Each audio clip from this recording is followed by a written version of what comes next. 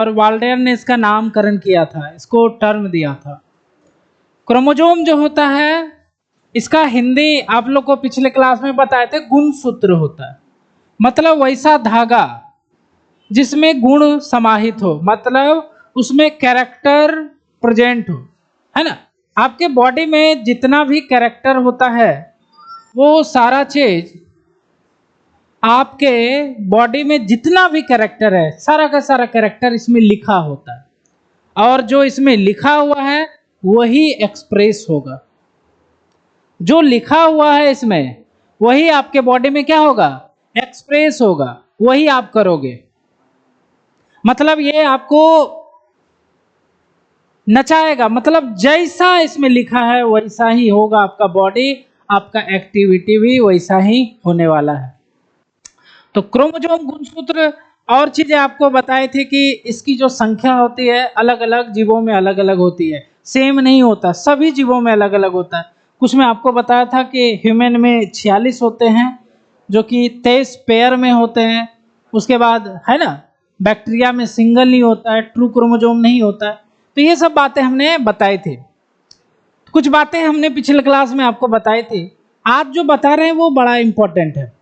सबसे पहली बात पिछले क्लास में भी बताया था हमने, ये है भाई न्यूक्लियस।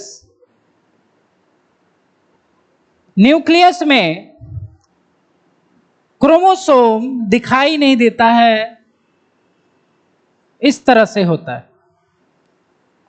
जब हमारा सेल, बताया था कि जो सेल है हमारा, इसका जो लाइफ साइकिल है वो 2 चरण में पूरा होता है। एक को कहा जाता है इंटरफेज और दूसरे को कहा जाता है डिवीजन फेज या सेल डिवीजन। तो सेल का जो साइकिल होता है, सेल का जो एज होता है वह 2 पार्ट में डिवाइड होता है, इंटरफेज, डिवीजन। मतलब कि हमारे जैसा ही पैदा हुए, उसके बाद बचपन, उसके बाद प्रौढ़ावस्था, है ना, उसके बाद बुढ़ापा, उसके बाद खत्म हो जाना। उसी तरह सेल का एक साइकिल चलता है जिसमें से लगभग 23 घंटे इंटरफेज में व्यतीत करता है। इंटरफेज मतलब होता है वैसा फेज जिसमें सेल रेस्ट करती है, मतलब यह कोई भी काम नहीं करती है, उसको कहा जाता है इंटरफेज। और दूसरा जो छोटा सा फेज होता है उसको कहा जाता है डिवीजन फेज। इसमें कोशिकाएं डिवाइड होती हैं और 2 छोटे छोटे कोशिकाओं में बदल जाती। तो सेल का जो लाइफ साइकिल है 2 चरणों में पूर्ण होता है, 2 स्टेप में, इंटरफेज और डिवीजन फेज। इंटरफेज अगर मान लिया जाए मोटा मोटी तो लगभग 23 घंटे का होता है और डिवीजन मात्र 1 घंटे का टाइम होता है। तो इस तरह से सेल का यह जीवन चक्र होता है। तो देखो, सेल इंटरफेज में कैसा दिखता है और डिवीजन करता है तो उस समय वो कैसा दिखता है। एक्चुअली में यहाँ देखने की जो बात है वो न्यूक्लियस की है। तो जब इंटरफेज में सेल रहती है तो उसके न्यूक्लियस में आपको क्रोमेटिन दिखता है, क्रोमेटिन नेट। और जब सेल डिवाइड करने वाली होती है, डिवीजन के समय में अगर देखोगे तो इसमें क्रोमेटिन नेट ना रह करके यह एक स्ट्रक्चर में बदल जाती है जिसे हम क्या बोलते हैं, क्रोमोसोम। क्या बोलते हैं इसको, क्रोमोसोम। तो न्यूक्लियस ये है इंटरफेज अवस्था और ये है डिवीजन फेज, जब वह सेल डिवाइड करने वाली होती है। तो इसमें बहुत कंफ्यूजन होता है स्टूडेंट्स को कि क्रोमेटिन भी पढ़ते हैं, क्रोमोसोम भी पढ़ते हैं, कुछ समझ में नहीं आता है। बात को समझ रहे? और ये आपको कभी समझ में नहीं आएगा, 11th में नहीं समझोगे, 12 में नहीं आएगा समझ में, क्योंकि यहीं पर आपको डिटेल में पढ़ना है। 12 में तो बस बोल के निकल जाएंगे कि क्रोमेटिन देखो क्रोमोसोम में बदल गया, लेकिन 11th में ही आपको समझना है कि भाई देखो, सेल जब इंटरफेज में है तब इसके न्यूक्लियस में क्रोमेटिन दिखेंगे, और जब डिवाइड करने लगेगा तब यही किस में बदल जाता है, क्रोमोसोम। तो हमने बचपन से इसी के बारे में पढ़ा है। बचपन में भी अगर जानते थे 7, 8, 9, 10 तो इसी को हम लोग पढ़ते हैं, इसको नहीं पढ़े थे।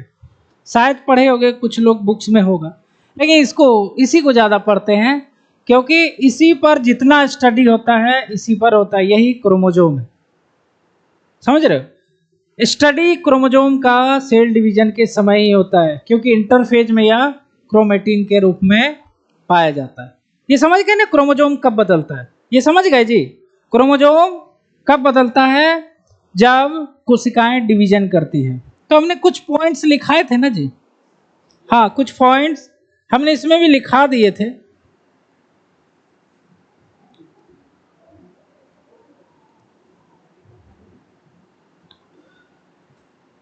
तो देखो हमने फिगर बनाया था पिछले क्लास में कि यह है क्रोमेटिन नेट,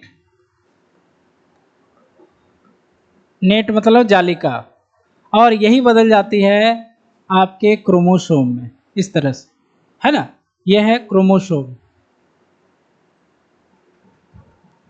ये क्रोमोसोम क्या होता है? जब डिवाइड करती है तो क्रोमोसोम भी क्या होती है? रिप्लिकेट करती है।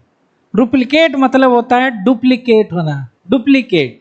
ये क्या होती है कि यह बीच से यहाँ से लेकर के यहाँ तक और यहाँ से लेकर के यहाँ तक ये आधा आधा में टूट जाता है। ये जो आपको अंडा दिख रहा है इसी में ये डिवाइड हो जाएगी और ये इस तरह से दिखाई पड़ती है। ठीक है, यह भी क्रोमोसोम ही यह भी क्या है? क्रोमोसोम ही है ना? जैसे अरे भाई सेब है, अब सेब को आधा आधा कर दिया, आधा आधा टुकड़ा, सेब ही हो गया ना। समझ रहे हो बात? वही चीज है क्रोमोसोम।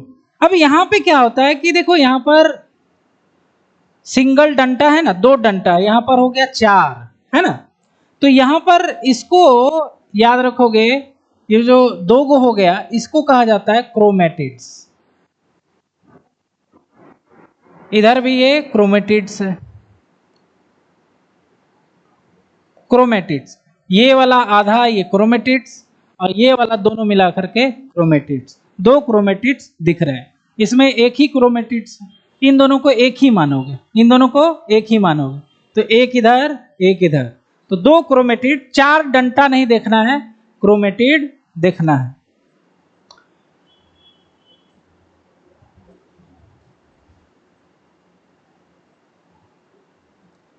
ये जो क्रोमोसोम है इसका स्ट्रक्चर हम लोग पढ़ते हैं, स्ट्रक्चर ऑफ क्रोमोसोम, तब इसमें और ज्यादा समझ में आएगा आपको।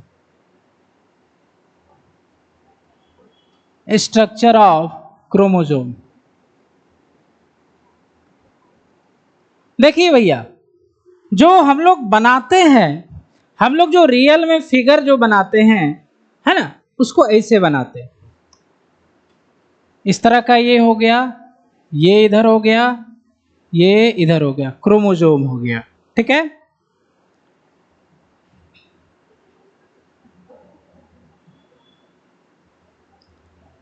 या फिर ये क्या होती है? डुप्लीकेट करती है, पीछे भी बताया है, डुप्लीकेट करती है और ये आधे आधे खंड में डिवाइड हो जाती है इस तरह से,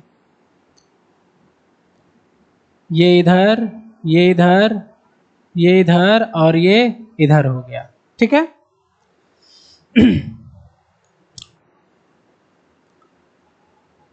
देखो ये दोनों जो हो गए या ये दोनों ये डिवाइड करने के बाद बने, तो इसको कहा जाता है सिस्टर क्रोमेटिड्स। सिस्टर क्रोमेटिड्स, है ना? सिस्टर इसीलिए कहते हैं, सिस्टर मतलब क्या? बहन, एक ही माँ बाप का 2 संतान। ठीक है, तो ये दोनों सिस्टर क्रोमेटिड हो गए क्योंकि डिवाइड करने के बाद बने हैं। उसके बाद अगर गौर करोगे तो आप ध्यान दो, अगर इसका स्ट्रक्चर देखा जाए क्रोमोसोम का, तो यहां पर ये जो आपको स्ट्रक्चर दिख रहा है, इस पार्ट को कहा जाता है सेंट्रोमियर। इसको क्या बोलते हैं हम लोग? इस पार्ट को क्या बोलते हैं भाई? सेंट्रोमियर। और ये वाला जो पार्ट आपको दिख रहा है इसको कहा जाता है क्रोमेटिड्स। क्या बोलते हैं इसको? क्रोमेटिड्स। और ये सेंट्रोमियर जहां पर है वहां पर लग रहा ना गड्ढा है, जैसे ये आया और यहां पर एक गड्ढा बन गया, यहां पर देखो गड्ढा टाइप का है। और इस गड्ढे को कहा जाता है प्राइमरी कंस्ट्रिक्शन।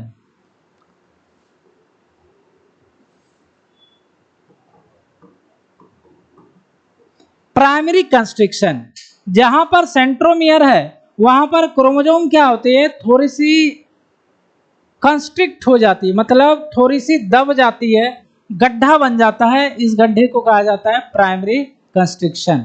ठीक है। उसके अलावा अगर देखोगे तो पूरे क्रोमोसोम पर यहां से यहां तक इस तरह से डीएनए जो होता है इस पार्ट से इस पार्ट तक इसमें प्रेजेंट होते, सब में आपको दिख जाएगा।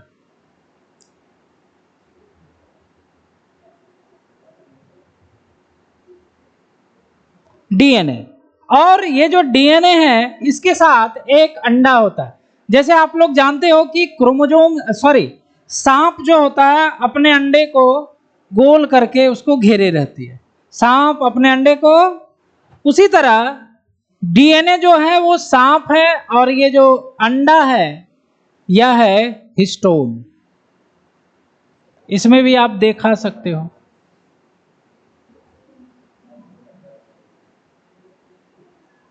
Blue colours. अरे भाई कुछ समझ में नहीं आया, रुक जाइए। ये बस दिख गया, ये वाला दिखा जी। क्या क्या दिखा?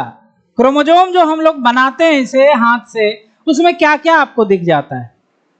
आपको एक डंटा दिखता है, 2 डंटे और बीच में गोल सा स्ट्रक्चर। गोल सा स्ट्रक्चर है जो उसको क्या बोलते हैं, सेंट्रोमियर। और यहाँ पर जो गड्ढा होता है उसको क्या बोलते हैं, प्राइमरी कंस्ट्रिक्शन। कंस्ट्रिक्शन मतलब होता है गड्ढा। और ये जो पार्ट दिख रहा है यह क्रोमोसोम का क्रोमेटिड कहलाता है। क्या कहलाता है? क्रोमेटिड। अब ये क्या हो गया, तो ये क्रोमोसोम जो होते हैं या बीच से डिवाइड हो जाते हैं, जिसको बोलते हैं रिप्लिकेट। रिप्लिकेट मतलब होता है कि पूरा डिवाइड नहीं हो रहा है, थोड़ा सा जो डंटा है वही डिवाइड हो रहा है। सेंट्रोमियर डिवाइड नहीं हो रहा है। सेंट्रोमियर डिवाइड होता तो 2 अलग अलग हो जाते। तो यहां पर क्या हुआ है कि खाली रिप्लिकेट हुआ है डीएनए, इसलिए डंटा डिवाइड हो गया, 4 डंटे में बदल गया। 2 डंटा जो था वो 4 डंटे में बदल गया। अब इन डंटों, ये जो नया डंटा बना है इसको कहा जाता है सिस्टर क्रोमेटिड। क्या बोलते हैं? अब कुछ लोग क्या करते हैं, आपको ऐसे बना देंगे। देखो भाई ये है, इसके साथ एक और क्रोमोसोम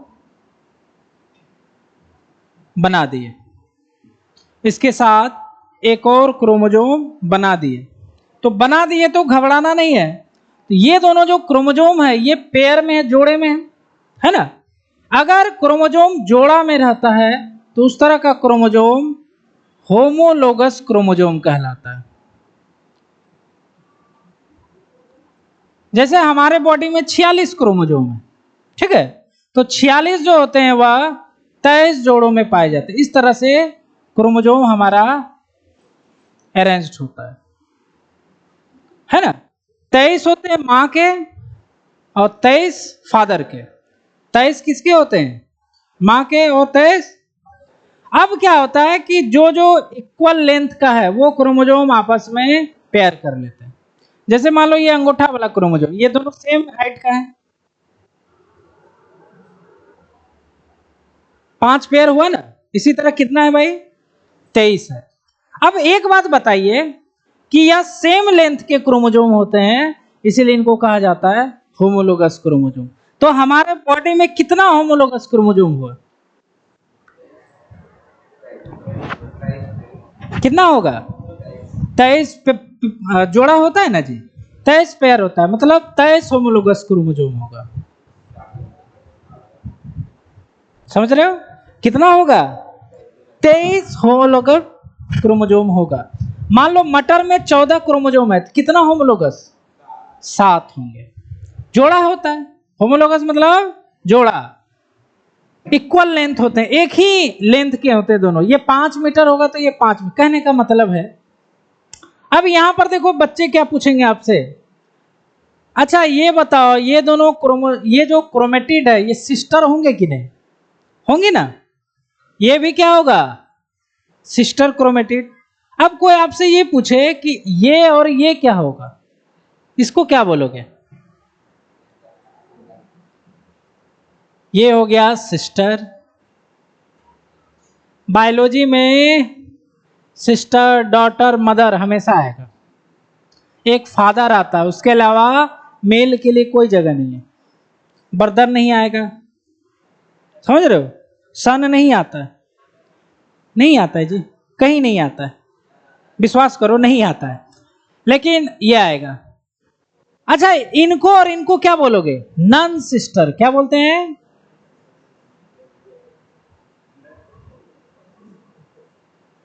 भाई जो चीज बता रहे हैं ना आपका, बहुत ही कंफ्यूजिंग चीज है। बात को समझ रहे हो? बहुत कंफ्यूजिंग है, बच्चा बहुत कंफ्यूज होता है इसमें। ये वाला, ये वाला, ये वाला कुछ समझ में नहीं आता है। समझ गए? ये और ये कौन सा क्रोमेटिड होगा? Non sister. क्या होगा?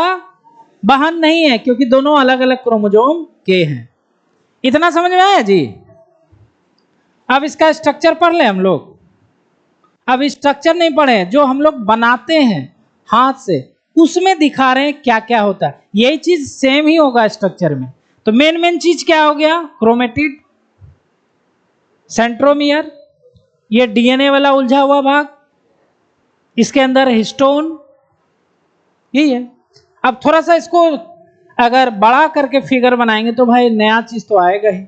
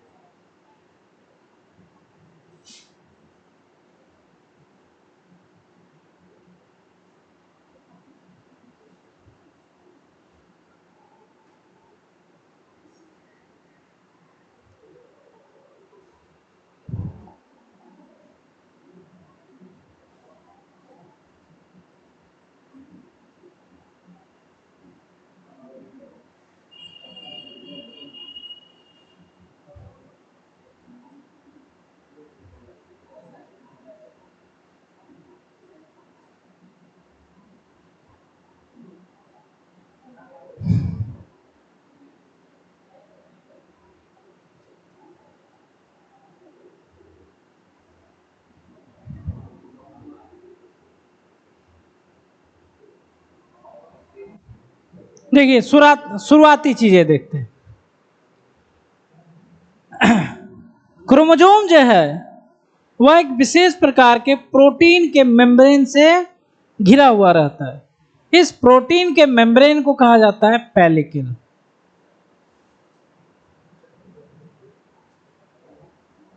क्या बोलते हैं इसको? पेलिकल। अब इसके अंदर जो भी ग्राउंड मैट्रिक्स होता है, जो भी लिक्विड पदार्थ होता है,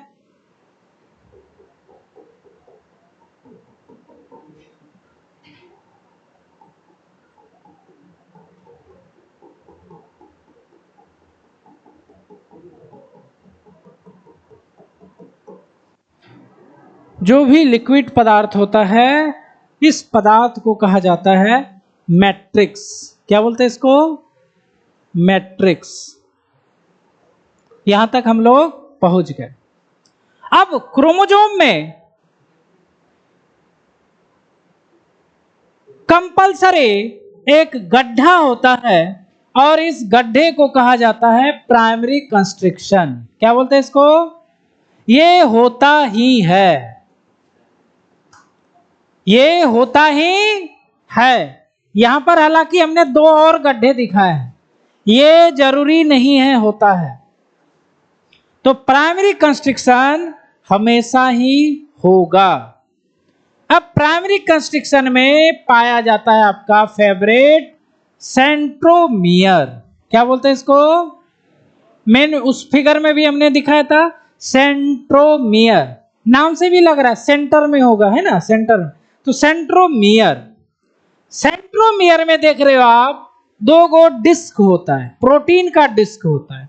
डिस्क समझते हो, जिसमें नाश्ता वगैरह मिलता है हम लोग को, अतिथि देवो भव,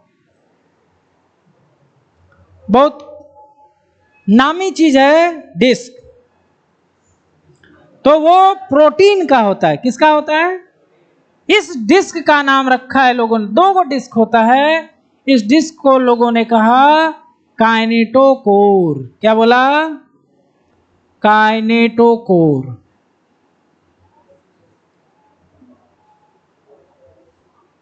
क्रोमोसोम का आवरण जो है पेलिकल, कवर क्या है? पेलिकल। इसके अंदर का जो ग्राउंड सबस्टांस है मैट्रिक्स, है ना। उसके बाद एक इसमें छोटा सा कहीं ना कहीं गड्ढा होता है, इसको बोलते हैं, और वहां पर क्या होगा हमेशा? सेंट्रोमियर। प्राइमरी कंस्ट्रिक्शन में कहां होगा? या फिर ऐसे बोल सकते हो सेंट्रोमियर में हमेशा क्या होगा? Primary constriction. ठीक है, यहां तक समझ गए। अब अंदर चलोगे, अंदर चलोगे तो यहां पर अच्छा देख लेते हैं बाहरी।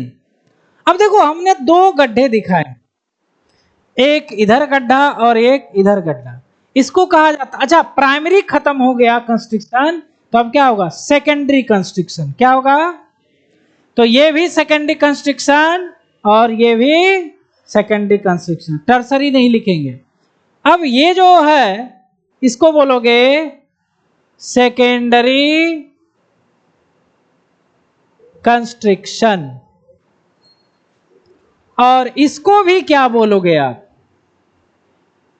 इसको भी क्या बोलोगे? Secondary constriction. अब दोनों एक ही हो गया, तो इसको अलग करने के लिए इसको फर्स्ट और सेकंड नाम दिया गया। ठीक है, इसको हम लोग सेकंड घोषित करते हैं, ठीक है, और इसको फर्स्ट। जिधर पे सेकेंडरी कंस्ट्रिक्शन फर्स्ट होता है यहां पर इसको कहा जाता है टीलोमियर।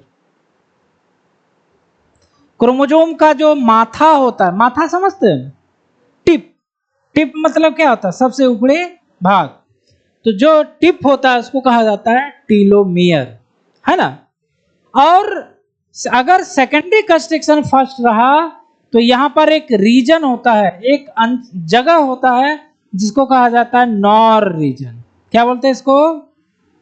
याद होगा कि बताए थे हम कि नॉर रीजन में न्यूक्लियोसोम होता है। क्या होता है भाई? नॉर रीजन में न्यूक्लियोलस, सॉरी न्यूक्लियोलस नाम का एक स्ट्रक्चर इसमें जुड़ा हुआ रहता है, इसीलिए इसको कहा जाता है नॉर रीजन।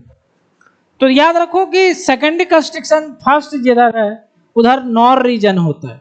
ठीक है, अब देखो सेकेंडरी कंस्ट्रिक्शन फर्स्ट जहां पर है उसके बाद क्रोमोसोम का थोड़ा सा पार्ट क्या है, लग रहा है ना, ये गदा जैसा। गदा समझते हो? गदा क्या होता है? फूला हुआ होता है। ये गदा जैसा स्ट्रक्चर हो जाता है जिसको कहा जाता है सैटेलाइट। क्या बोलते हैं इसको? सैटेलाइट।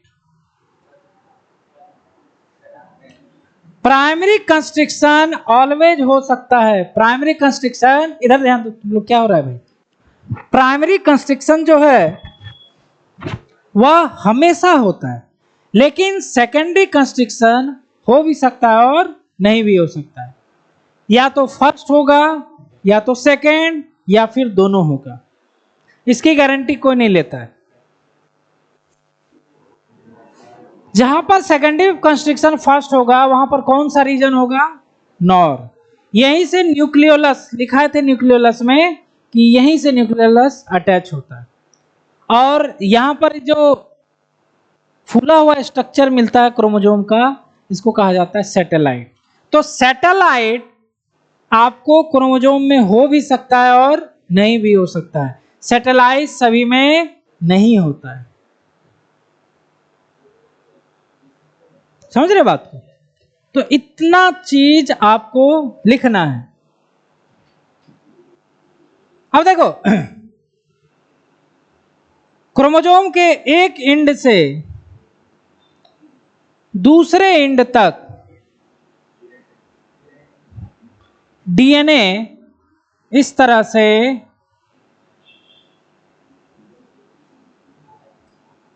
उलझा हुआ पाया जाता है, एक एंड से दूसरे एंड से। इस पार्ट का नाम साइंटिस्टों ने रखा क्रोमोनीमा। क्या रखा? क्या लिखा? क्रोमोनीमा। क्रोमो, और यह किससे बना हुआ है? डीएनए और हिस्टोन से। किससे बना हुआ है? डीएनए का धागा और हिस्टोन उसके ऊपर लपेटा हुआ रहता है, क्रोमोनीमा।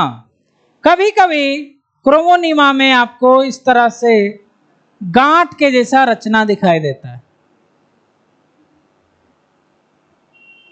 इस गांठ नुमा रचना का नाम जो है साइंटिस्टों ने रखा है क्रोमोमियर। बस खत्म हो गया क्रोमोसोम। क्रोमोसोम क्या हुआ? खत्म हो गया, इतना ही था। तो क्या क्या लिखेंगे भाई? क्रोमोसोम को कितने पार्ट में डिवाइड करेंगे? पेलिकल, मैट्रिक्स, क्रोमोनीमा, सेंट्रोमियर, ये दोनों मिला करके, यही ना। उसके अलावा सेकेंडरी कंस्ट्रक्शन, और कभी अगर सैटेलाइट है तो सैटेलाइट, और टीलोमियर जो है वह क्या है? Tip of chromosome. क्रोमोसोम का टिप, जैसे पेन का टिप ये है, यही है ना जी, टिप है ये।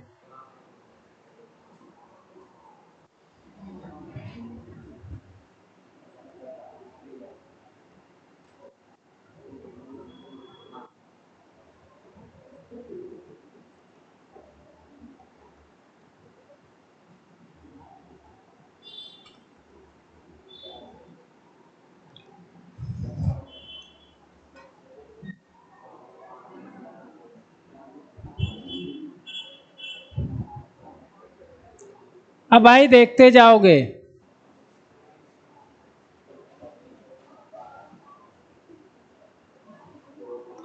बताओ पेलिकल क्या था? तुम लोग ध्यान दो इधर। पेलिकल क्या था? क्रोमोसोम का आउटर कवरिंग। किस चीज से बना है? प्रोटीन का। किससे बना है? क्या लिखेंगे? Pellicle, it is outer proteinaceous, proteinaceous, है ना, outer proteinaceous covering of chromosome. पहला इसका पार्ट हमारा क्या हो गया? खत्म। क्या हो गया? अब इसके अंदर में क्या था? मैट्रिक्स। क्या था? मैट्रिक्स था। तो मैट्रिक्स क्या है? यह क्रोमोसोम का ग्राउंड सबस्टेंस है। It is ground substance of chromosome. इसके पास, इसमें क्या रहता है? विच कंटेंस, कंटेंस मतलब रखना। यह क्या क्या रखता है भैया जी? क्या क्या रखता है? इसके पास देखो वाटर होता है, इसमें थोड़ा सा वाटर होता है, इसमें थोड़ा सा एंजाइम होता है, इसमें थोड़ा सा आयंस होते हैं, और इसमें थोड़ा सा प्रोटीन होता है। ये सभी चीजें इसमें प्रेजेंट होती है। ठीक है, कवर हो गया, अंदर वाला मटेरियल हो गया। अब उसको देख लेते हैं, क्या था? डीएनए। उसका नाम रखा था हम लोगों ने क्रोमोनीमा। क्या रखा था? क्रोमोनीमा।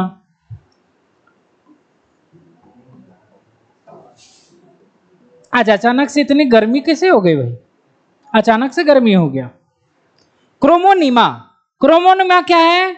It is highly coiled thread like structure, जो कि कहां से कहां तक होता है? क्रोमोसोम के पूरे लेंथ में फैला है। क्या है?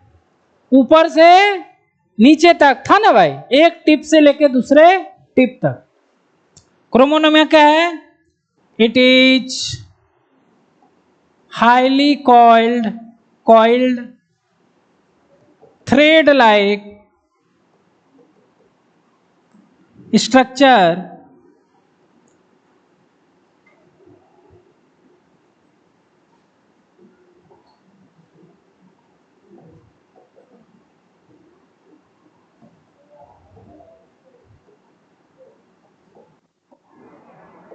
ये जो हमने लाइन लिखा सभी लोग सहमत है भाई कि लाइन से समझ में नहीं आया? बोलिए। It is highly coiled thread like structure present in whole length, इसको समझ रहे हैं ना? पूरे लेंथ में क्रोमोसोम के स्प्रेड होता है, फैला होता है। अरे भाई है ना, समझ गए? हाँ बोलो, यहां से लेकर के यहां तक, यही ना था क्रोमोनीमा। क्या था?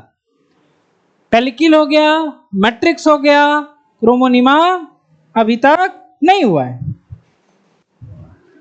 उसके बाद क्रोमोनीमा आखिर बना किससे है? डीएनए और हिस्टोन।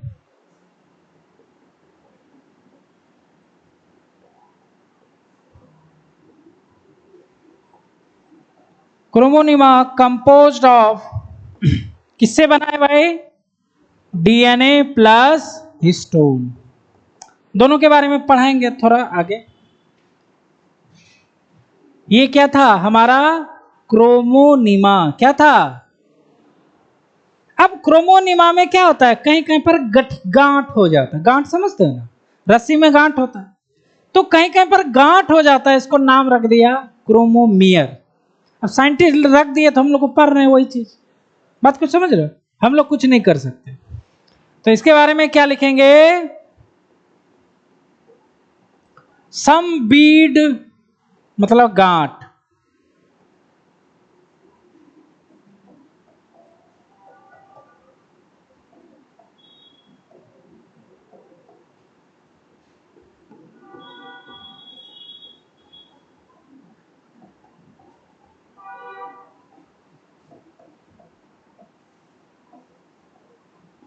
देखना भाई, सेंट्रोमियर और क्रोमोमियर में आपको प्रॉब्लम ना आ जाए। चाहे आप इसको भूल जाओ, क्रोमोमियर मत पढ़ना, सेंट्रोमियर को कंफ्यूज मत करना। दोनों एक ही जैसा ना, सेंट्रोमियर क्रोमोमियर गड़बड़ा जाए तो इसको नहीं भी याद रखोगे चल जाएगा भाई, लेकिन ये जरूरी है सेंट्रोमियर, है ना? सेंट्रोमियर। कुछ और बचा? अच्छा देखो, ये जो क्रोमोनिमा है ना, क्रोमोनिमा, ये कॉइलिंग होता है अलग अलग तरह से। देखो थोड़ा सा,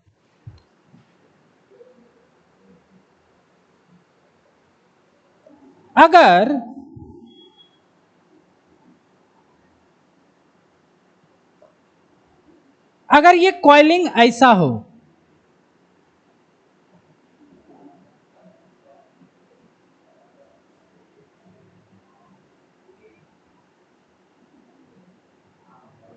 ऐसा हो,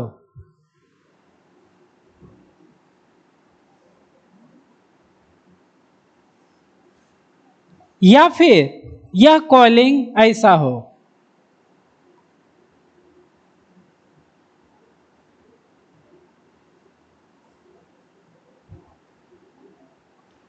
है ना? अगर ऐसा कॉइलिंग है क्रॉस जैसा, इसको कहा जाता है प्लेक्टोनेमिक। इसको क्या बोलते हैं? प्लेक्टोनोमिक। और अगर ऐसा हो, इसको कहा जाता है पैरानोमिक। पता चला ना? पैरेलल, पैरेलल है ना, और ये क्रॉस ऐसे करके, इसको कहा जाता है प्लेक्टोनेमिक। तो क्रोमोनिमा जो है आपको या तो ऐसा रहता है या तो ऐसा। क्लियर है? दो तरीकों से होता है। तो हमारा यहां पर क्रोमोनिमा भी खत्म, क्रोमोनिमा भी। अब चलते हैं हम लोग सेंट्रोमियर पे, या फिर प्राइमरी कंस्ट्रक्शन। नेक्स्ट पेज पे लिख देते हैं क्योंकि ये छोटा हो जाता है ज्यादा। अगला कौन सा नंबर होगा जी? कितना पार्ट हुआ? 3 गो, 2 हुआ कि 3 हुआ? अब डी होगा ABC के बाद, बहुत बढ़िया, तो डी हो गया। तो यहां पर हम लोग लिखते हैं सेंट्रोमियर।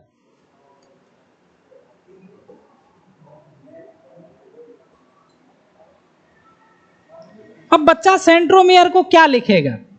बच्चा बोलेगा कि सेंट्रोमियर देखिए भाई, क्रोमोजोम में पाया जाता है, जो कि क्रोमोजोम को 2 क्रोमेटिड्स में बदल देता है। जैसे ये सेंट्रोमियर ही ना, इसको 2 भागों में डिवाइड कर दिया है, जिसको हम लोग क्रोमेटिड बोलते हैं। या फिर ऐसे बोल सकते हो कि क्रोमेटिड जो है क्रोमोजोम का, उसको सेंट्रोमियर ज्वाइंट करके रखता है, सेंट्रोमियर ज्वाइन करके रखता है, पहली बात। दूसरी बात, सेंट्रोमियर में 2 गो नाश्ता वाला डिस्क पाया जाता है, जिसको क्या बोलते हैं? काइनेटोकोर, या प्रोटीन का बना हुआ होता है। और तीसरी बात आप बोलोगे कि देखिए भैया जी, सेंट्रोमियर जहां पर होता है वहां पर क्रोमोजोम थोड़ा सा धसा हुआ होता है, और उस धसे हुए पार्ट को हम लोग क्या बोलते हैं? Primary constriction. और ये नेसेसरी है, ये होता ही है। तो सेंट्रोमियर का हम लोग 3 गो पॉइंट लिखने वाले हैं। तो पहला क्या लिखेंगे? एक फिगर बना देते हैं आपको इस तरह से।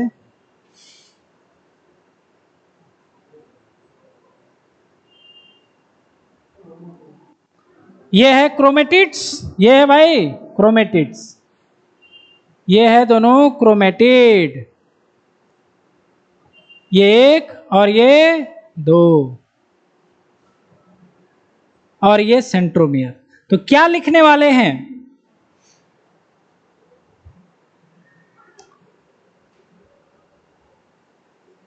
इन metaphase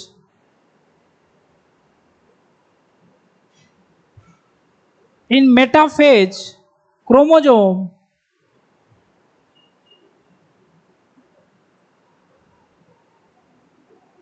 two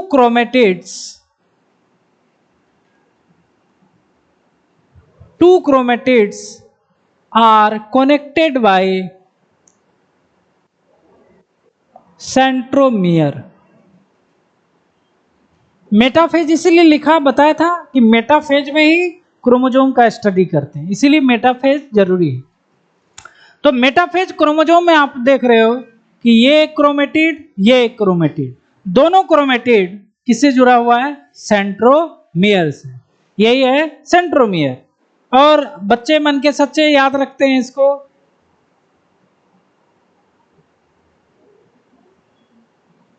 centromere has 2 protein disc that is called, ये अरे भाई क्या कहलाएगा? that is called, क्या नाम था इसका? क्या था? नहीं याद रहता है। काइनेटोकोर। क्या नाम था? Kinetochore, that is called kinetochore. अब इसका एक कहानी बहुत ही मशहूर है काइनेटोकोर का। क्या है कहानी? जब कोशिका विभाजन होता है तो क्रोमोजोम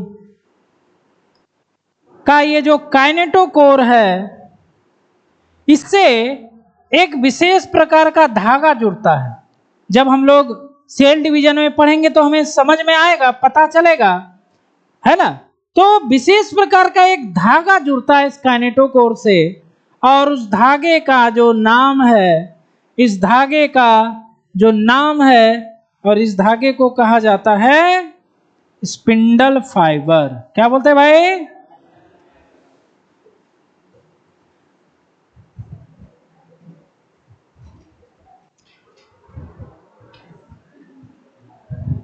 देखा जाए, ये सो रहा है, उसको जगाओ भाई। क्यों सो रहा है वो? उठाओ उसको। सो गए हो जी? मतलब दिन भर क्या करते हो तुम लोग? इसीलिए क्लास रखते हैं 4 से 6। ताकि जितना भी है खाना पीना नींद वगैरह सब खत्म कर दे। 2 बजे बुलाएंगे तो ऐसे सोओगे, 4 बजे तो नींद खुल जाता है। कोई सोता है 4 बजे? जी तुम सो रहे हो, सोना नहीं है, इसमें इंटरेस्ट दिखाओ, पढ़ाई कर रहे हो ना। अब वो कहाँ से सोया था, जाओ धो के आओ तुम धो के आओ जब भाई। अब कहाँ से उसका छूटा है बताओ, क्या क्या करता है तुम लोग भाई, समझ में नहीं। हाँ तो क्या कहने वाले थे, काइनेटोकोर का एक किस्सा मशहूर है। क्या है, जब कोशिकाएं डिवाइड करती हैं तो उस समय यह काइनेटोकोर एक विशेष प्रकार के धागे से जुड़ जाता है।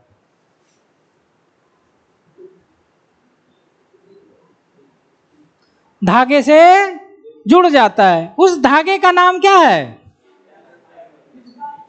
Spindle fibre.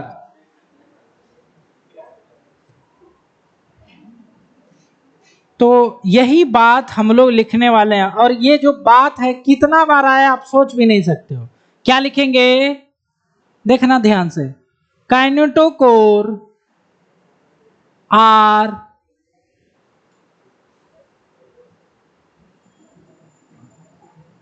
एक्चुअल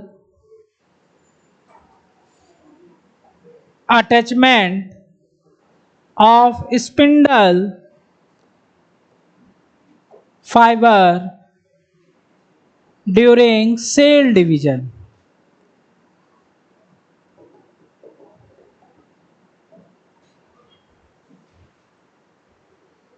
तो ये बहुत बार पूछा जाता है कि भाई स्पिंडल फाइबर क्रोमोसोम के किस पार्ट से जुड़ता है। रुक जाओ, स्पिंडल फाइबर क्रोमोसोम के किस पार्ट से जुड़ता है, direct question. Spindle fibre chromosome के किस पार्ट से जुड़ता है, काइनेटोकोर। किसे, काइनेटोकोर। एक्चुअल लिखें, एक्चुअल अटैचमेंट, रियल अटैचमेंट। ये लाइन बहुत इंपॉर्टेंट है, इसको याद रखोगे आप लोग, ये बहुत इंपॉर्टेंट है, ये हमेशा आता है आपके एनसीईआरटी में भी लिखा हुआ है।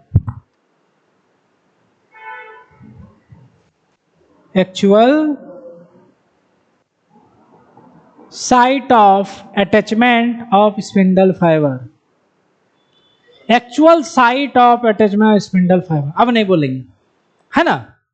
2 पॉइंट हो गया, 2 पॉइंट। अब क्या होगा, तीसरा सेंट्रोमियर के क्या है भाई, सेंट्रोमियर जहां पर है वहां पर थोड़ा सा कंस्ट्रिक्शन होता है, उसे कहा जाता है प्राइमरी कंस्ट्रिक्शन। क्या बोलते हैं,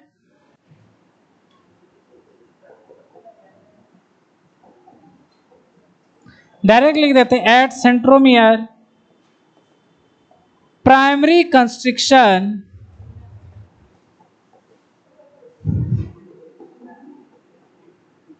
ध्यान से समझो, सबसे फोटो दिखाएंगे और आपको बोलना पड़ेगा, इसलिए बढ़िया से इसको या पढ़ते जाओ। फोटो हम कर देंगे, एक एक सबसे पूछेंगे, बताते जाओ भाई। अभी पढ़ा अभी याद होना चाहिए, ऐसा पढ़ाई होना चाहिए, तभी सेलेक्ट हो जाओगे, तब ज्यादा पढ़ने का जरूरत नहीं है।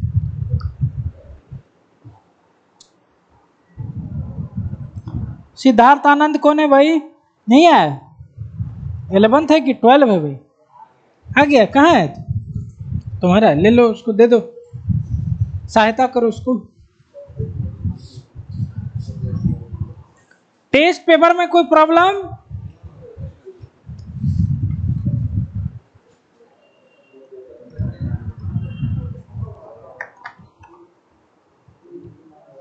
अगले क्लास में आपको बहुत सारा होमवर्क मिलने वाला है, क्योंकि उधर आप गोल्जी बॉडी के बाद आपने असाइनमेंट से क्वेश्चन नहीं बनाया, तो सारा असाइनमेंट का क्वेश्चन अगले क्लास में बना करना। अभी हम दे देंगे उसको, क्वेश्चन हम दे देंगे, दिए थे ना, कहां तक दिया था, और सब लोग बनाओ, एक आदमी मत बनाओ। कहां तक दिया था वो देख लेंगे, अभी लास्ट में उसको बना लेंगे। सेंट्रोमियर समझ में आया? बता दोगे ना, खाली फोटो देंगे आपको बताना पड़ेगा। आईएएस एग्जाम जैसा फोटो दे दिया, आप एक्सप्लेन करते रहिए।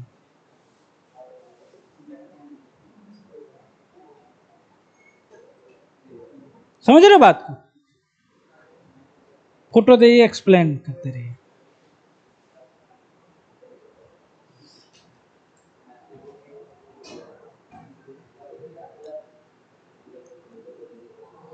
ये हो गया सेंट्रोमियर। अब क्या बचा भैया? अब क्या बचा? अब बचा आपका क्रोमेटिड्स। क्रोमेटिड्स, क्रोमेटिड्स के बारे में आप क्या कहना चाहेंगे? भाई देखिए, क्रोमेटिड्स जो है जब मेटाफेज के समय क्रोमोसोम में दो क्रोमेटिड्स होते हैं, दो क्रोमेटिड्स होते हैं। लेकिन एनाफेज और टीलोफेज जब पढ़ोगे उसमें सिंगल सिंगल क्रोमेटिड्स होते हैं। अब कितना नंबर है भाई? डी के बाद क्या आता है? तुम लोग बताओगे क्या आता है, गलत नहीं बताओगे। ई, ई में क्या होगा? Chromatids.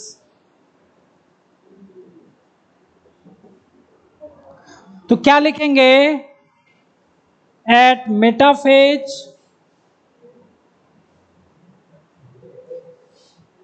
chromosome has two half chromosome, या इसी को बोलते हैं टू क्रोमेटिड्स। कभी एक क्रोमेटिड होता है, कभी दो होता है, जो आप लोग देख चुके हैं। अच्छा, क्रोमेटिड को डिवाइड कौन करता है? सेंट्रोमियर। ई के बाद क्या आएगा? क्या आएगा भाई? F, secondary constriction.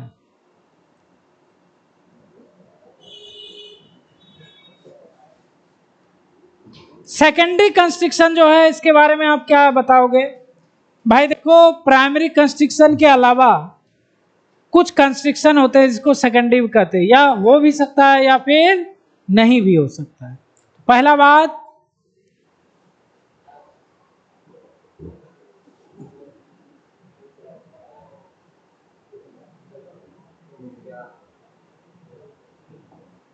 Secondary constriction मे और मे नॉट, हो भी सकता है और नहीं भी हो सकता है। सेकेंडरी कंस्ट्रिक्शन मे और may not present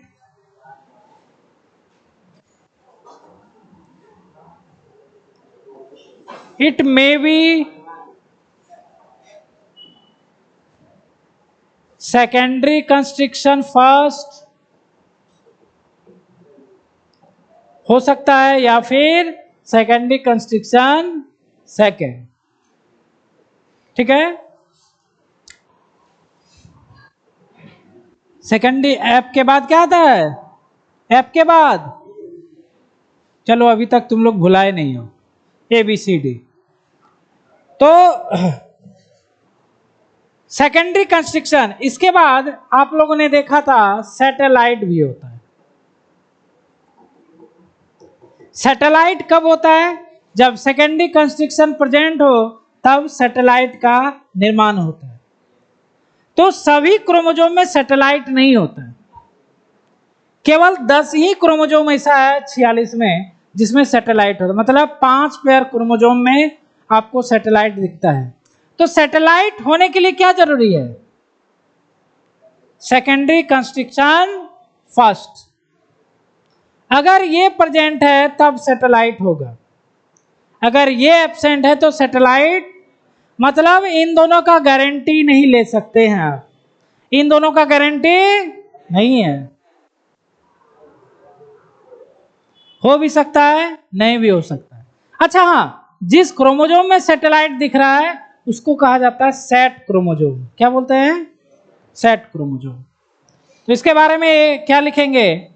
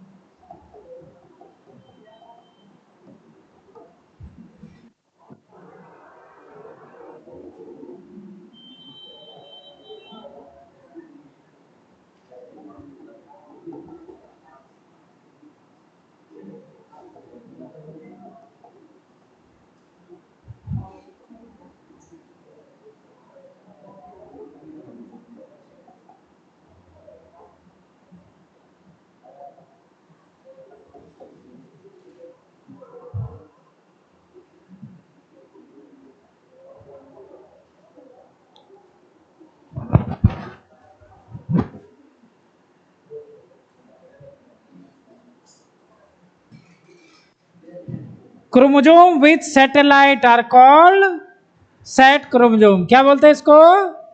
set chromosome. और ये जो होते हैं 5 पेयर होते हैं हमारे शरीर में। कितने होते हैं?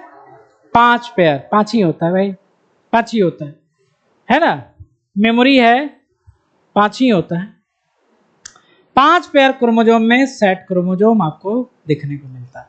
सैटेलाइट के बाद लास्ट जो था क्रोमोजोम का टीलोमियर, क्या था? यही था ना, टीलोमियर। ये पढ़ लिया, ये पढ़ लिया, 1 2, ये पढ़ लिया, 3 4 पढ़ लिया, है ना? 5 ये दोनों पढ़ लिया, और लास्ट क्या था? 6 पॉइंट हो गया। और एक टीलोमियर है लास्ट, और एक लास्ट क्या है? टीलोमियर। नहीं जाएगा क्या? अच्छा, एक एक करके जाता है। हो गया, हो गया ना?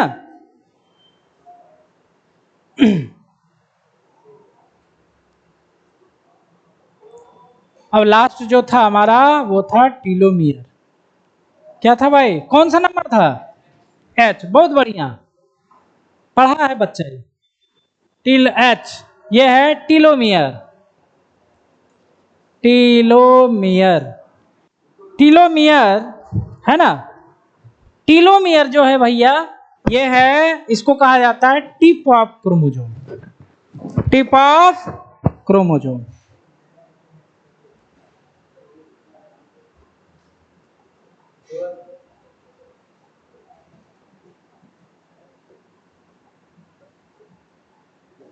Tip of chromosome.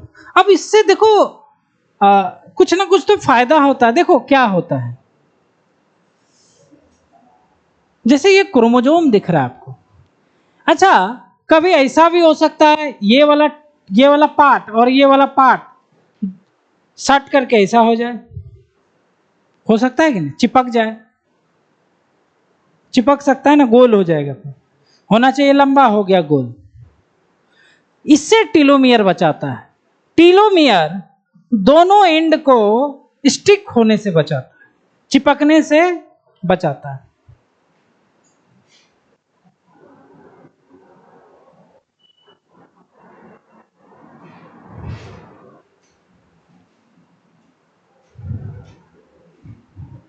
Telomere avoid stick the both and. दोनों एंड को, है ना,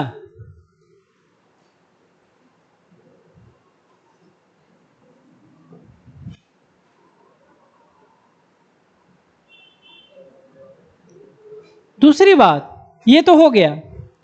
आप लोग को जब सेल डिवीजन पढ़ाएंगे तो आप लोग को बताएंगे कि देखो भाई, ये जो क्रोमोजोम होता है वो न्यूक्लियस मेम्ब्रेन से इस तरह से चिपक जाता है।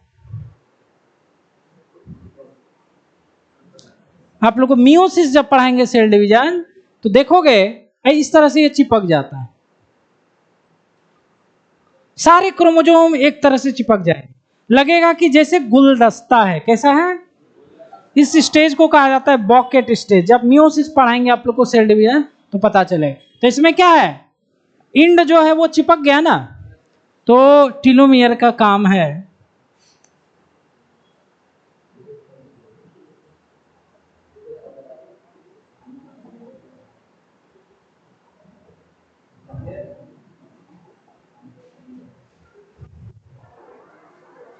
Nuclear membrane. न्यूक्लियर मेम्ब्रेन से टिप करने में, चिपकने में मदद करता है ना? अब एक बार एम्स ने पूछ दिया था कि भाई टीलोमियर के अंदर क्या है, तो इसके अंदर एक विशेष प्रकार का एंजाइम्स होता है जिसको बोला जाता है टीलोमेरिक एंजाइम। एम्स में ही आया था एक बार, नीट एपीएमटी में आया था, उसके बाद नहीं आया। लेकिन इसमें एक एंजाइम्स होता है, उसी के कारण। अब देखो बात क्या है, इसका जो एंड है उसको चिपकने नहीं दे रहा है, नहीं दे रहा है ना, लेकिन किसी अन्य चीज से चिपकने दे रहा है। आपस में दूसरा लाइन क्या है, आपस में एंड को चिपकने नहीं दे रहा है। लेकिन जब न्यूक्लियस मेम्ब्रेन की बात आती है तो इस तरह से चिपक गया जाके। अंतर है कि नहीं?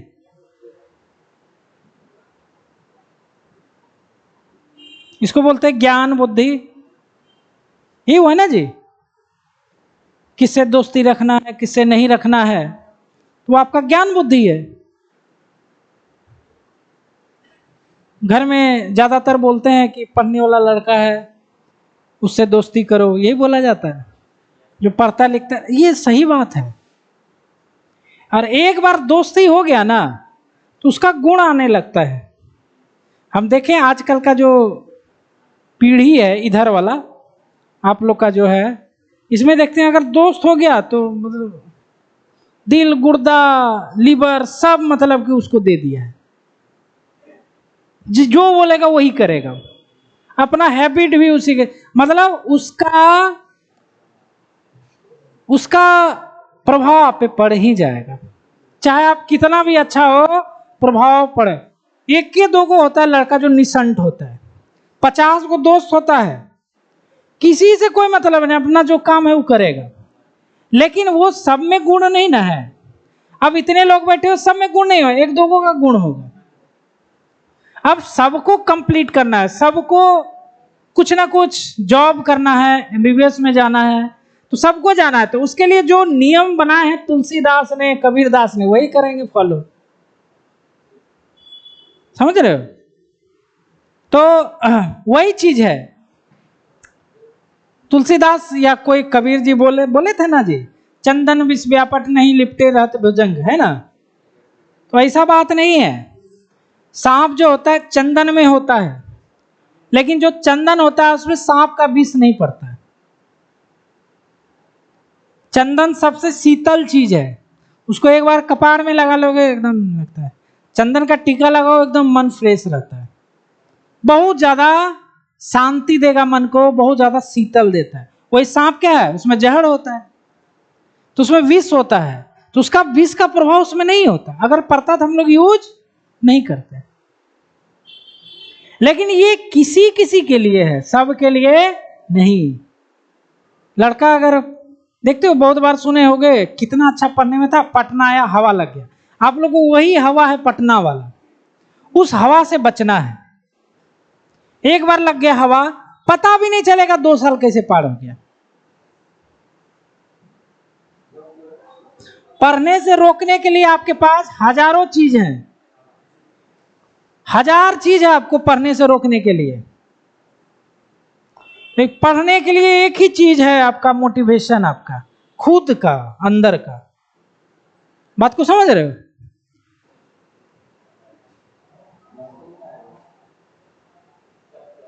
तो वही बात कह रहे हैं कि टीलोमियर क्या होता है, इससे अटैच हो जाता है, लेकिन खुद जब की बारी होती है तो बच जाता है।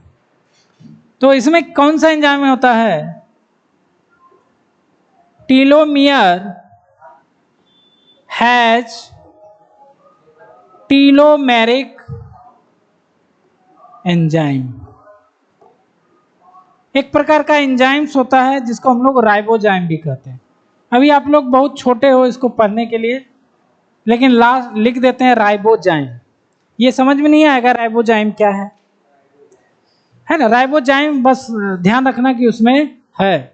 और ये लाइन बहुत आया हुआ है, ये वाला, मतलब टीलोमियर में अगर आज तक क्वेश्चन आया तो यही वाला है, यही आया है, टीलोमेरिक एंजाइम। और बच्चा इसको भूलता भी नहीं है, नाम जैसा ही है ना, तो ये भूलता नहीं है। तो ये हमारा क्रोमोसोम का स्ट्रक्चर जो था वो कंप्लीट हो गया।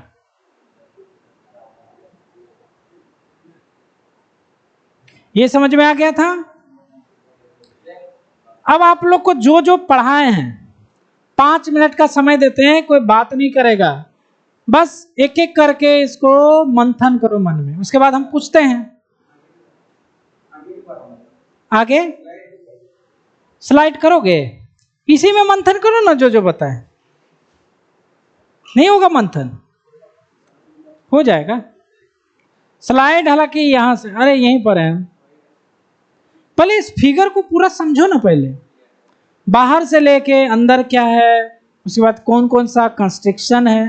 तीन ही चीज तो है भाई, आवरण, चार चीज, आवरण, मैट्रिक्स, ये क्या है, क्रोमोनिमा, और गड्ढा। गड्ढे में गड्ढा, गड्ढे में गड्ढा। हम लोग जब बचपन में थे तो उस समय व्हाट्सएप फेसबुक नहीं था। सही में हम जब बचपन में थे, झूठ नहीं बोल रहे हैं, उस समय नहीं था व्हाट्सएप। व्हाट्सएप आपका 7 या 8 में आया, नहीं 9 या 10 में आया होगा। और फेसबुक वही, माने इंडिया में, मतलब फोन रहेगा तब ना जी। फोन भी तो आया बाद में ही ना। हमको लग रहा है फोन जो है वह 2005 से मतलब किसी किसी के पास आने लगा। तो फेसबुक का तो समझ ली नहीं था। तो हम लोग 1 जनवरी जैसे आता था तो ग्रीटिंग कार्ड पहले चलता था, अभी भी होता है। तो ग्रीटिंग कार्ड खरीदते थे और उसमें दोस्त जितना भी रहता था सबके लिए अलग अलग खरीद लेते थे, मेल दोस्त, तो उनके लिए खरीद लेते थे और उनको लिख के भेज देते थे। उसमें शायरी वगैरह लिखते थे। उस समय गूगल भी नहीं था शायरी देखने का। तो किसी जो दोस्त सबसे ज्यादा शायरी जानता था या फिर दुकानदार होता था उस समय, उसको शायरी आता था, तो वो लिखने का उस समय 50 पैसा लेता था। उसमें 50 पैसा, 25 पैसा चलता था। 1 रुपया में 20 चॉकलेट मिलता था। हाँ, चवन्नी चॉकलेट, वो तो तुम बाहर के बाद 1 रुपया में 20, इतना छोटा छोटा चॉकलेट मिलता था। तो सोचो 50 पैसा लेता था। 1 रुपया का ग्रीटिंग कार्ड, 2 रुपया का ग्रीटिंग कार्ड, अब 5 रुपया का ग्रीटिंग कार्ड अगर लगा दिए पैसा तो इतना बड़ा हो जाता था। 10 रुपया में 20-30 रुपया वाला वो सब सेलिब्रिटी खरीदता था। महंगाई था भाई, वो पैसा वाला खरीदता था। तो हम लोग 1 रुपया 2 रुपया वाला लिखते थे, उसी में लिखते थे डब्बे में डब्बा, डब्बे में केक, मेरी सहेली लाखों में। तो वहां पर सहेली था तो दुकानदार वहां पर सहेला लिख देता था, है ना, बनेगा तब ना। तो सहेली के लिए था तो हम लोग सहेला लिख देते थे, देते थे, वो भी लिख के वही देता था। तो मजबूरी था। तो ज्यादातर जो शायरी होता था ग्रीटिंग कार्ड के लिए फीमेल के लिए बनता था, फीमेल के लिए। बाद में उसमें मेल कूद गया, मेल बाद में कूदा उसमें, तो उन्हीं का शायरी चुरा चुरा करके उसमें हम लोग लिखा कर। तो इसको आप लोग 2 मिनट देखिए, इसको 5 मिनट इसको देखिए, है ना, इसको देखिए, सीरियसली इसको देखना है, सोना नहीं है। सोना, नींद खत्म हो गया जी, नींद नहीं आ रहा है, इसको देखिए थोड़ा सा।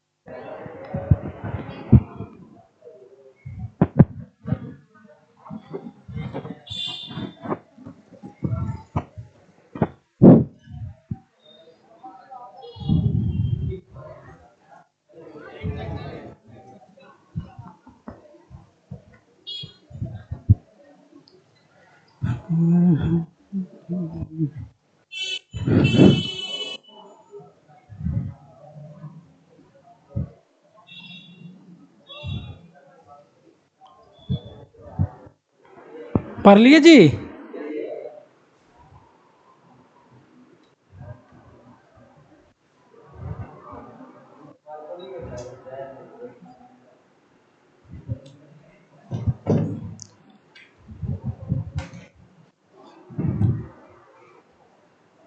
समझ गए इसको?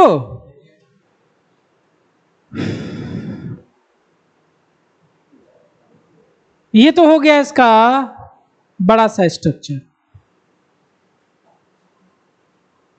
एक्चुअली में क्रोमोसोम कैसा होता है थोड़ा सा हम दिखाते हैं।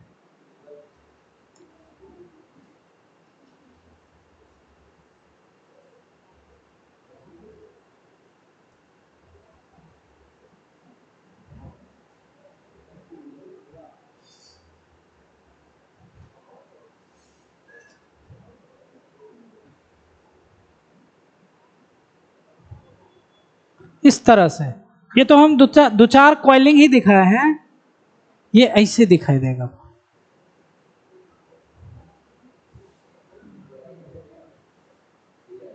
समझ रहे हो? यहां पर प्रोटीन का डिस्क ऐसा होता है। अच्छा, ये जो कॉइल्ड स्ट्रक्चर है यही है क्रोमोनिमा। क्या है? मतलब वो डीएनए और हिस्टोन का बना होता है। उसके बाद पेलिकिल तो भाई चलो कवरिंग है, उसका तो बात। मैट्रिक्स जो है अंदर का, मैट्रिक्स इसी में है। वो तो बढ़िया से ना उसको कवर दे दिए हैं उसके अंदर मैट्रिक्स, तो इसी में होता है मैट्रिक्स इस तरह से। समझ रहे? तो अगर इसका अल्ट्रा स्ट्रक्चर हम लोग निकाले तो मेन स्ट्रक्चर यही है भाई, है ना? यही है, यही ओरिजिनल स्ट्रक्चर होता है। इतना भी ओरिजिनल नहीं होता और खतरनाक होता है, इतना ज्यादा कॉइलिंग होता है यार। जब हम लोग अल्ट्रा स्ट्रक्चर देखते हैं ना, तो ये जो क्रोमोसोम है, ये धागा अगर अलग करोगे इसे इसे करके, तो इसमें इस तरह से आपको रचना दिखाई देगा, है ना? इस स्ट्रक्चर को कहा जाता है न्यूक्लियोसोम। मतलब क्रोमोसोम का जो यूनिट होता है उसको कहा जाता है न्यूक्लियोसोम, और वह डीएनए और हिस्टोन का बंध होता है। उस तरह पूरे का पूरे क्रोमोसोम में आपको न्यूक्लियोसोम दिखाई देता है। तो इसका अल्ट्रा, समझ रहे हो? अल्ट्रा मतलब बहुत ज्यादा सूक्ष्म। एक तो क्रोमोसोम कितना छोटा है आप लोग समझ रहे हो। अब उसका स्ट्रक्चर, अगर छोटा वाला स्ट्रक्चर देखेंगे तो उसको बोलेंगे अल्ट्रा स्ट्रक्चर। क्या बोलेंगे? Ultra structure.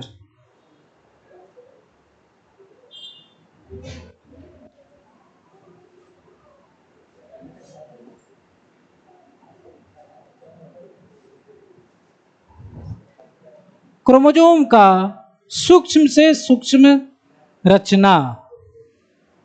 तो इसके लिए एक मॉडल दिया था, उस मॉडल का नाम था nucleosome.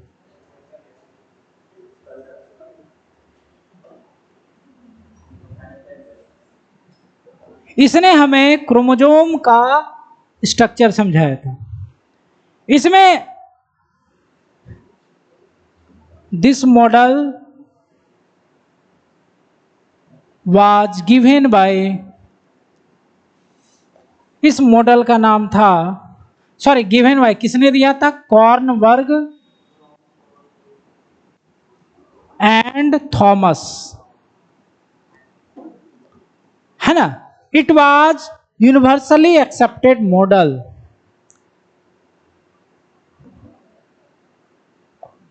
It was universally accepted model. यह जो मॉडल था यह पूरे दुनिया के द्वारा एक्सेप्ट किया गया था। अब इस मॉडल में क्या कहा गया? According to this model,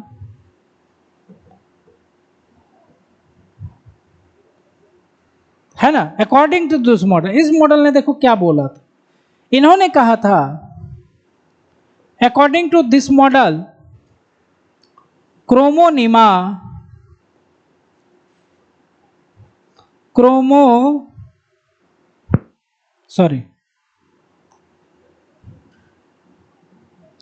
chromatin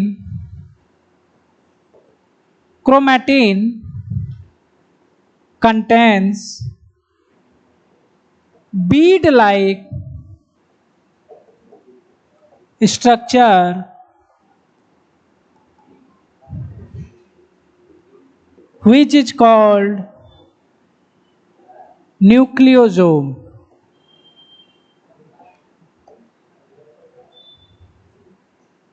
इस मॉडल में कहा गया था, क्रोमेटिन समझ रहे हैं आप, इंटरफेज में क्रोमोसोम को क्या बोलते हैं?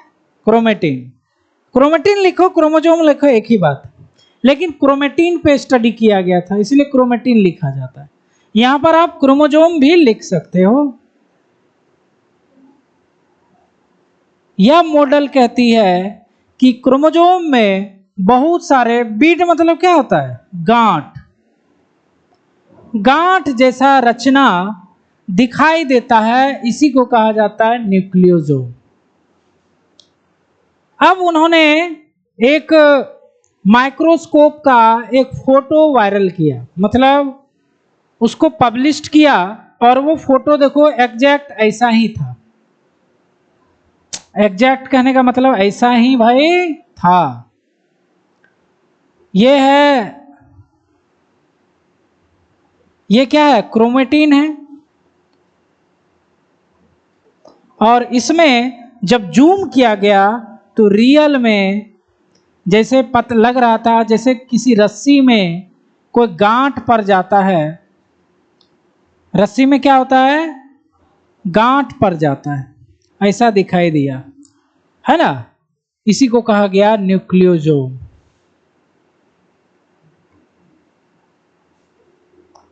लोगों ने कहा, भाई साइंटिस्ट ने चलो मान लिए, हमको भी दिख गया। क्रोमोसोम में क्या दिख गया आपको? गांठ। उसको आपने बोला न्यूक्लियोसोम, तो बोला अच्छा भाई दिख गया न्यूक्लियोसोम। अब आप बताइए न्यूक्लियोसोम क्या है? न्यूक्लियोसोम क्या है आप बताइए।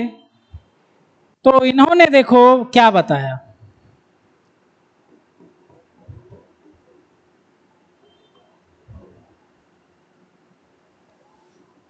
इन्होंने बताया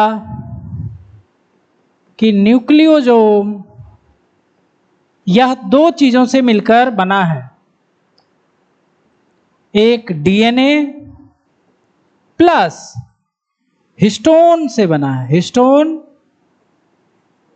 प्रोटीन से बना है।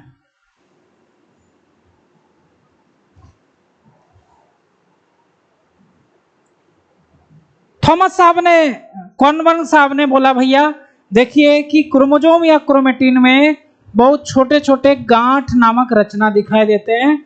इन्होंने जारी किया तो सभी साइंटिस्टों ने उसको अपने माइक्रोस्कोप में जब देखा तो सही पता लगा, बोला न्यूक्लियोसोम सही है, मान लिए।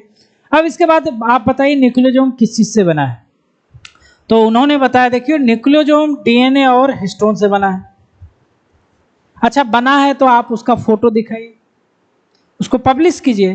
तो देखो ऐसे उन्होंने पब्लिश किया था।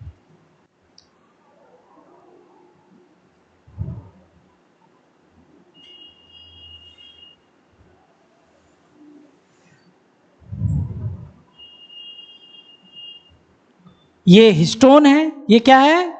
हिस्टोन है। और मान लो ये अंडा है और इस पर डीएनए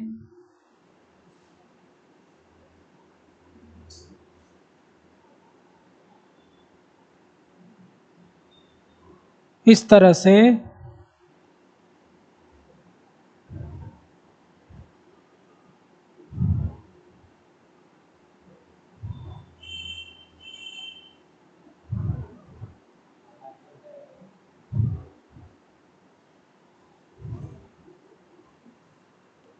लपेट के रखा। चलो पूरा बना ही देते तो क्या चल जाएगा।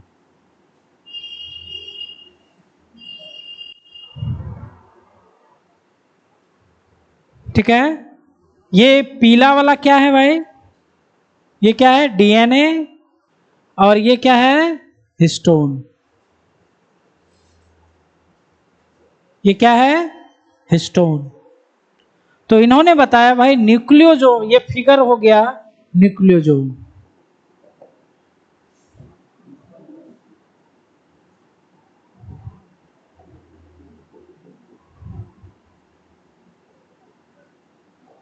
बोला सही बात है। न्यूक्लियोजोम क्या होता है? ये सांप और अंडा वाला खेल है, सांप और अंडा वाला। सांप यहाँ कौन है? डीएनए। और अंडा कौन है? हिस्टोन। बोला ठीक है। अब इन्होंने बोला, साइंटिस्ट ने बोला कि मान लीजिए, हाँ मान गए, उन्होंने देख लिया। उन्होंने बोला कि डीएनए तो 2.2 मीटर लंबा होता है, तो कितना लंबाई का डीएनए जो है वह उसको लपेट रखा है। समझ रहे बात को? कितना मोटाई का, लंबाई का डीएनए लपेट रखा है। और हिस्टोन क्या है वो भी हमको समझाइए। हिस्टोन क्या है वो भी हमको समझाइए।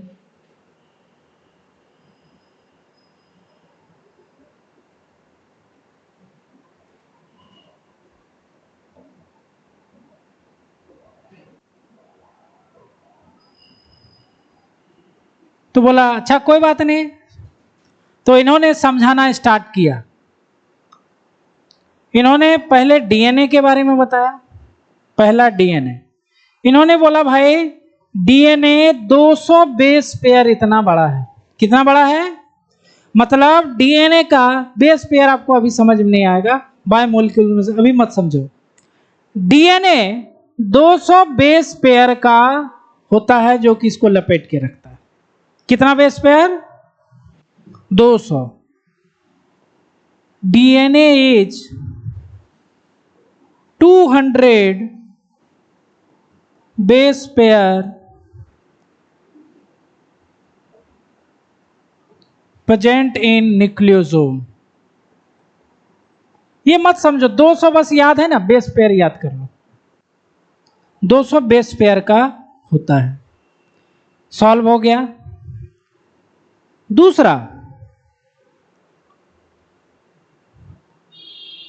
दूसरा इनसे पूछा गया हिस्टोन के बारे में बताइए।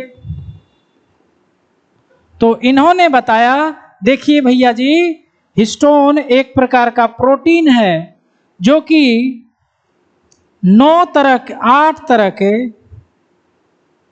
1 2 3 4 5 6 7 8 हिस्टोन जो है वह 8 प्रकार के मॉलिक्यूल से मिलकर बना हुआ है। और उन्होंने बोला 8 प्रकार का क्या है भाई?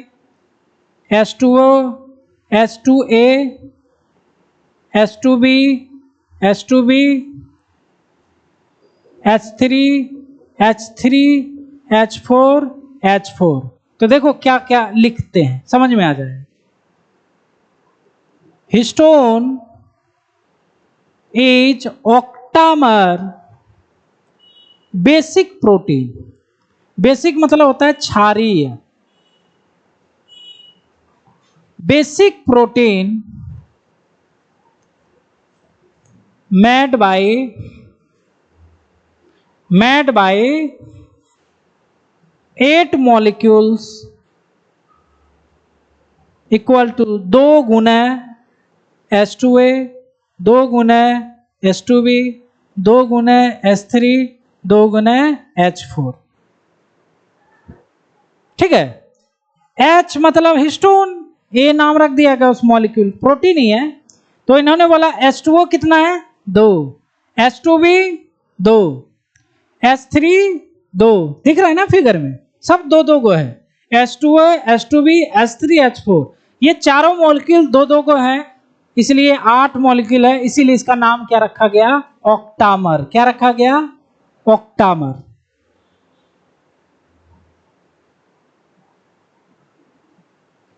क्या रखा गया? सॉल्व हो गया। अभी तक यही हम लोग मानते हैं और ये यूनिवर्सली एक्सेप्टेड है। कुछ नहीं। अरे भाई न्यूक्लियोसोम क्या है? क्रोमोसोम है या क्रोमेटिन है? क्रोमेटिन को आपने माइक्रोस्कोप से देखा, क्या दिखा? क्या दिखा? गांठ, बीड। क्या दिखा? बीड। क्या दिखा? बीड दिखा ना जी। अरे भाई बीड दिखा ना। इस बीड को थॉमस साहब ने क्या नाम दिया? अब क्वेश्चन एनालाइज करते जाओ। न्यूक्लियोसोम, तो न्यूक्लियोसोम किसी से बना है? हिस्टोन। अब डीएनए कितना लंबा होता है? 200 बेस पेयर। हिस्टोन क्या है? बेसिक प्रोटीन है, ठीक है। और ओक्टामर इसीलिए कहते हैं क्योंकि यह 8 मॉलिक्यूल का बना होता है। हालांकि ये अब नहीं पूछा जाता है। H2A, H2B, H3, H4, है ना, इस तरह से जुड़ा हुआ रहता है। तो एक और क्वेश्चन पूछ दिया किसी आदमी ने। उस आदमी ने पूछा, भाई एक बात बताइए आप कि ये न्यूक्लियोसोम, यहाँ कितना न्यूक्लियोसोम दिख रहा है आपको? 1 2 3 4 5 6 7 8, 8 को है मान लीजिए। इन्होंने बोला बताओ एक न्यूक्लियोसोम दूसरे न्यूक्लियोसोम को बीच में जो रस्सी है ये डीएनए है। सबको समझ में आ गया ये डीएनए है। तो ये डीएनए को नाम क्या रखा गया? इसको रखा गया लिंकर डीएनए। क्या रखा गया? जो लिंक करता हो न्यूक्लियोसोम को।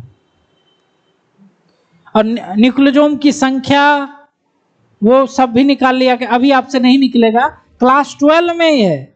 ये जो हम पढ़ाए ना ये चीज, ये क्लास 12 में, 11th में नहीं है। लेकिन वहां पढ़ाने का मौका ही नहीं मिलता, इसको वहां मौका ही नहीं मिलेगा डीएनए पढ़ाने का। ये चीज पढ़ाने का मौका नहीं मिलता। हालांकि वहां पढ़ाएंगे तो बोलेंगे, लेकिन यहां पर आपको क्लियर समझ में आएगा। बताओगे क्या क्या बताए? पहले माइक्रोस्कोप से किसको देखोगे? क्रोमेटिन को। किसको? क्रोमोसोम। क्या दिखेगा आपको? गांठ। इंग्लिश में बीड। क्या बोलते हैं? बीड मतलब गांठ होता है। गांठ जो है उसको क्या बोला? न्यूक्लियोसोम। न्यूक्लियोसोम किससे बना हुआ है? डीएनए और हिस्टोन्स। डीएनए कितना बड़ा है? 200 बेस पेयर। और हिस्टोन क्या है? प्रोटीन है, 8 गो से बना है मॉलिक्यूल से, इसलिए ऑक्टामर बोलते। ये नहीं भी याद रखोगे उसका नाम तो काम चल जाएगा, है ना। काम क्या होगा? चल जाएगा। ये क्लास 12 में है, वो तो उस दिन भी हमने दिखाया था आपको। अब देखते हैं यहां पर न्यूक्लियोसोम थोड़ा सा, जब सुविधा है तो क्यों नहीं देखें।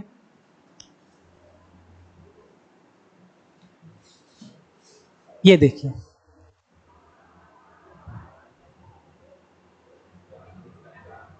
चलो बढ़िया दिख रहा है, ये क्लियर दिख रहा है। ये देखो डीएनए। अच्छा बताओगे ये डीएनए है कैसा है? प्लिक्टोनेमिक या पैरानेमिक है? बता देना। प्लिक्टो है ना, ऐसे ऐसे है, क्रॉस वाला लिखा है ना, प्लिक्टोनेमिक है। देखो ये 200 बेस पेयर इतना लंबा है।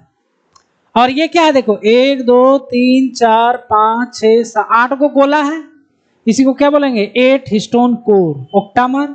समझ रहे हो? और ये वाला क्या होगा? लिंकर डीएनए, जो लिंक कर रहा है। ये न्यूक्लियोसोम इधर भी होगा, इधर भी होगा, इधर भी होगा, है ना। ये न्यूक्लियोसोम का फिगर है। इसको हम लोग चुरा सकते हैं। इसको क्या करेंगे? ऐसे भी चुरा सकते हैं इसको। दिख गया ना? ये हम लोग ले लेते हैं।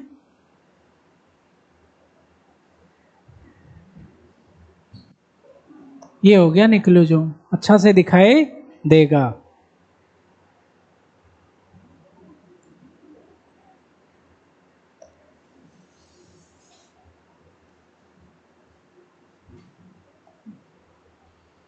ये देखो ये और अच्छा है ना। ये देखो हिस्टोन और ये डीएनए, बीच में क्या है? Linker DNA. और यही बार बार हिस्टोन मिल मिल के क्या बन गया? क्रोमोसोम। क्या बन गया? क्रोमोसोम। करोड़ों अरबों खरबों हिस्टोन है जो कि मिलकर के, देखो यहां भी लिखा हुआ बीड, है ना। यहां भी लिखा हुआ आपका बीड ही लिखा हुआ है। ये देखिए, है ना, ये क्रोमोसोम है ना, क्रोमोसोम है। स्वेटर है, स्वेटर का धागा खोल दिया, धागा धागा खोल दिया मतलब क्रोमेटिन। इस धागे में देखो इस तरह से अब देखो कैसे ये लपटा हुआ है, जूम किया गया इसको, देखो हिस्टोन डीएनए, हिस्टोन डीएनए, और क्या बन गया, क्रोमेटीन, मतलब क्रोमोजोम बन गया, है ना, क्रोमोजोम बन गया। ये देखो हमारे एनसीईआरटी का फोटो है ना, ये हिस्टोन है, एनसीईआरटी का है, ये हिस्टोन का कोर है, ये H1 हिस्टोन है, इसको बांध के रखता है, लेकिन न्यूक्लियोसोम में यही होता है, और ये लिंकर डीएनए इस तरह से।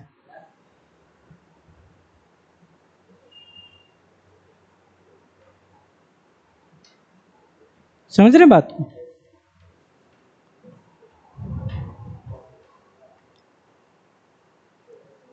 अच्छा बताओ कहां तक आप लोग को ये असाइनमेंट तक कहां तक का क्वेश्चन दिया था, बता देना है जरा सा। कोई लिखे हो क्या, कहां कहां तक दिया है?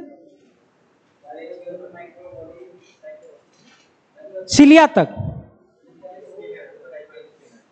कहां तक दिया गया है? माइक्रोबॉडीज तक।